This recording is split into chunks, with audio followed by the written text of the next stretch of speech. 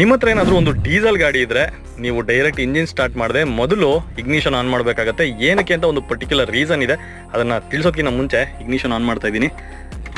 Ignition on ಮಾಡಿದಾಗ ಕ್ಲಸ್ಟರಲ್ಲಿ ಒಂದು symbol ಬರುತ್ತೆ, ಇದನ್ನ ಹೀಟಿಂಗ್ ಕಾಯಿಲ್ ಸಿಂಬಲ್ ಅಥವಾ ಗ್ಲೋ ಪ್ಲಗ್ ಸಿಂಬಲ್ ಅಂತ ಹೇಳ್ಬೋದು. ಒಂದು 3 ಇಂದ 5 ಸೆಕೆಂಡ್ ಇದ್ದು ಆಫ್ ಆಗುತ್ತೆ. ನೆಕ್ಸ್ಟ್ ಇಂಜಿನ್ ಸ್ಟಾರ್ಟ್ ಮಾಡಿದಾಗಲೂ ಕೂಡ ಈ ಸಿಂಬಲ್ ಬರುತ್ತೆ, ಈಗಲೂ ಒಂದು 3 ಇಂದ 5 ಸೆಕೆಂಡ್ ಇದ್ದು ಆಫ್ ಆಗುತ್ತೆ. ಈ ಗ್ಲೋ ಪ್ಲಗ್ಸ್ನ ಡೀಸೆಲ್ ಇಂಜಿನಲ್ಲಿ ಮಾತ್ರ ಕೊಟ್ಟಿರ್ತಾರೆ. ಏನಕ್ಕೆ ಅಂದರೆ ಡೀಸೆಲ್ ಇಂಜಿನಲ್ಲಿ ಕಂಪ್ರೆಷನ್ ಇಗ್ನಿಷನ್ ಆಗುತ್ತೆ. ಅಂದರೆ ಫಸ್ಟ್ ಗಾಡಿನ ತೊಗೊಂಡು ಅದನ್ನು ಇಂಜಿನ್ನಲ್ಲಿ ಅಂದರೆ ಸಿಲಿಂಡರ್ ಒಳಗೆ ಕಂಪ್ರೆಸ್ ಮಾಡಿ ನೆಕ್ಸ್ಟ್ ಡೀಸೆಲ್ ಸ್ಪ್ರೇ ಮಾಡಿ ಕಂಬಷನ್ನ ಮಾಡಲಾಗುತ್ತೆ. ಅದೇ ನೀವು ದಿನದಲ್ಲಿ ಫಸ್ಟ್ ಟೈಮ್ ಒಂದು ಡೀಸೆಲ್ ಇಂಜಿನ್ನ ಸ್ಟಾರ್ಟ್ ಮಾಡ್ತಾ ಇದ್ದೀರಾ ಅಥವಾ ಎಲ್ಲಾದರೂ ಕೋಲ್ಡ್ ಏರಿಯಾದಲ್ಲಿ ಸ್ಟಾರ್ಟ್ ಮಾಡ್ತಾ ಇದ್ದೀರಾ ಅಂದರೆ ಕೋಲ್ಡ್ ಏರ್ನ ತೊಗೊಂಡು ಕಂಪ್ರೆಸ್ ಮಾಡಿ ಕಂಬಷನ್ ಮಾಡಿದ್ರೆ ಕರೆಕ್ಟಾಗಿ ಕಂಬಷನ್ ಕಂಪ್ಲೀಟ್ ಆಗೋದಿಲ್ಲ, ಡೀಸೆಲ್ ಕರೆಕ್ಟಾಗಿ ಬರ್ನ್ ಆಗಲ್ಲ, ಹೊಗೆ ಜಾಸ್ತಿ ಇರುತ್ತೆ, ಎಮಿಷನ್ ಜಾಸ್ತಿ ಆಗುತ್ತೆ.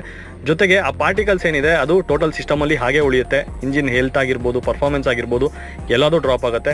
ಅದೇ ನೀವು ಇಂಜಿನ್ ಸ್ಟಾರ್ಟ್ ಮಾಡೋದಕ್ಕಿಂತ ಫಸ್ಟು ಇಗ್ನಿಷನ್ ಆನ್ ಮಾಡಿದ್ರೆ ಗ್ಲೋ ಪ್ಲಗ್ಸ್ ಆನ್ ಆಗುತ್ತೆ. ಅಂದರೆ